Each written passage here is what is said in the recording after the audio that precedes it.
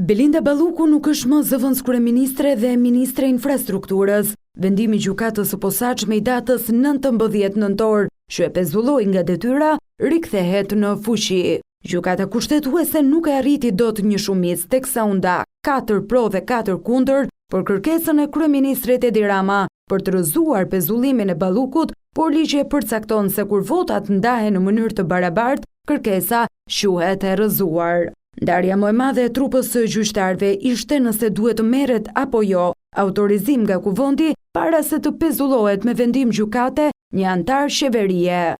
Vlerësimet e gjyqtarëve u ndanë në dy qëndrime dhe gjykata nuk arriti numrin e kërkuar të votave për vendimarrje. Sipas njëri qëndrim, antarët e Këshillit të Ministrave gëzojnë imunitetin e deputetit, synon mbrojtjen dhe funksionimin e organit ekzekutiv, pjesë e cilit është edhe ministri, duke ju referuar masës së pezullimit të ushtrimit të detyrës apo shërbimit publik, vlerësohet se për nga shkalla dhe intensiteti i saj, ajo prek funksionin kushtetues politik të ministrit. Prandaj në balancimin e parimit kushtetues të efektivitetit të ndjekjes penale dhe atij të funksionimit të pushtetit ekzekutiv, në kuptim të parimit të ndarjes dhe balancimit të pushteteve, sipas nenit 7 të kushtetutës, edhe për këtë mas kërkohet dhënia e autorizimit paraprak nga Kuvendi.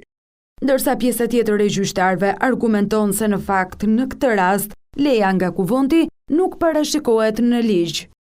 Kushtetuta në formën e saj aktuale ka parashikuar autorizimin paraprak të Kuvendit për masat procedurale penale, të parashikuara shprehimisht në nenin 73.2 të saj.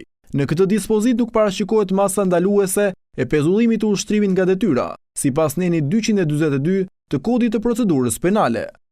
Me këtë vendimarrje të munguar me shumicë të qartë të gjykatës kushtetuese, mbetet ende pa një sqarim ezaurues konflikti i kompetencës mes gjyqësorit dhe ekzekutivit për pezullimin e antarit të qeverisë apo sqarimin e nenit 103 të kushtetutës mbi imunitetin e ministrit. Ky vendim i gjykatës kushtetuese i hap tashmë rrugë shqyrtimit në Kuvend nga Këshilli i Imunitetit për një tjetër masë më të ashpër, atë të arrestit, që SPAK ka kërkuar për Ballukun, që prej dhjetorit të vitit të shkuar, por që është lënë pezull për shkak se mazhoranca kishte kërkuar fillimisht të dëgjonte vendimarrjen e gjykatës kushtetuese.